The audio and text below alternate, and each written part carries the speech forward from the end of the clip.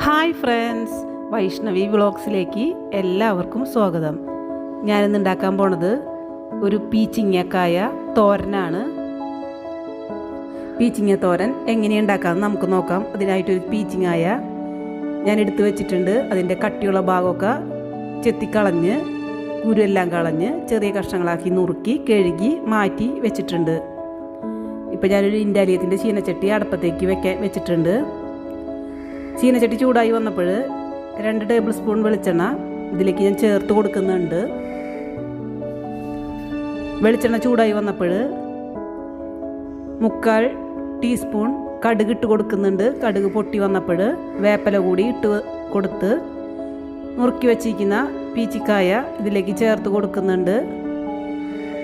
1/2 teaspoon ഉപ്പുപൊടിയും 1/4 glass വെള്ളം കൂടെ ഒഴിച്ച് നമ്മളിത് വേവിക്കാൻ വെക്കുകയാണ്. നമ്മുടെ പീച്ചിക്കായ്ക്ക് ഒരു പച്ചമണം ഉണ്ട്, അത് പോകാൻ വേണ്ടിയിട്ടാണ് ഇങ്ങനെ സ്വല്പം വെള്ളം ഒഴിച്ചിട്ട് വേവിക്കുന്നത്.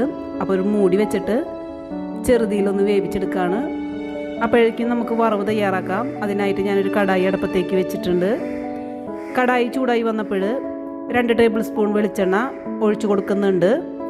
പിന്നെ ഞാൻ ഇതിലേക്ക് സബോളയാണ് ചേർത്ത് കൊടുക്കുന്നത്. ഒരു വലിയ സബോള തൊലിയെല്ലാം കളഞ്ഞ് വൃത്തിയാക്കി ചെറിയ കഷ്ണങ്ങളാക്കി നുറുക്കിയത് ഇതിലേക്ക് ഇട്ട് കൊടുത്തിട്ടുണ്ട്. ഇപ്പം ഞാൻ തീ കൂട്ടിയിട്ടിട്ടാണ് സബോള വഴറ്റുന്നത്. 1/2 കപ്പ് തേങ്ങ ചിരികിയത് കൂടി ഇതിലേക്ക് ചേർത്ത് കൊടുക്കുന്നുണ്ട്. ഇതെല്ലാം ഒരു ബ്രൗൺ കളറാവുന്നത് വരെ നമുക്ക് ഇളക്കി യോജിപ്പിക്കേണ്ടതുണ്ട്. ഇപ്പോൾ തീ കൂട്ടിയിട്ടിട്ടുണ്ട്.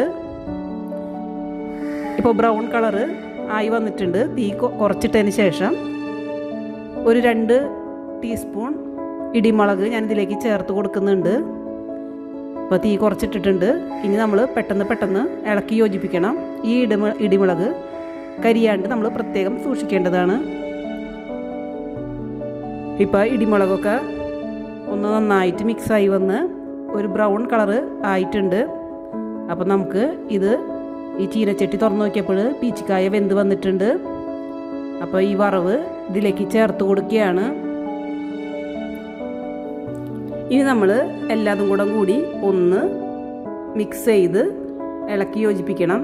ഈ പീച്ചിക്കായ സബോളയിലേക്കും നാളികേരത്തിലേക്കും മിക്സ് ആവുന്ന തരത്തിൽ നന്നായിട്ട് ഈ തവി ഉപയോഗിച്ച് ഇളക്കി യോജിപ്പിക്കണം. ഈ ഒരു കറി ചോറിനും കഞ്ഞിക്കും സൂപ്പറാണ്.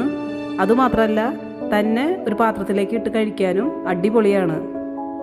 ഒരു അച്ചാറും കൂടി ഉണ്ടെങ്കിൽ പിന്നെ പറയേ വേണ്ട, സൂപ്പറായിരിക്കും. അപ്പോൾ നമ്മുടെ പീച്ചിക്കായ റെഡിയായി വന്നിട്ടുണ്ട്. ഇതിൻ്റെ ഫൈനൽ ലുക്ക് ഇതാണ്. ഞാനിപ്പോൾ ഇതൊരു പാത്രത്തിലേക്ക് പകർത്താൻ പോവുകയാണ്. നിങ്ങൾക്ക് ഈ വീഡിയോ ഇഷ്ടപ്പെട്ടാൽ ഈ ചാനലൊന്ന് സബ്സ്ക്രൈബ് ചെയ്യാൻ മറക്കരുത് കേട്ടോ. ലൈക്കും ഷെയറും കമൻറ്റും ചെയ്തേക്കണേ. പുതിയൊരു വീഡിയോയുമായി ഞാൻ വീണ്ടും വരാം. അപ്പോൾ okay, bye, see you, Tata.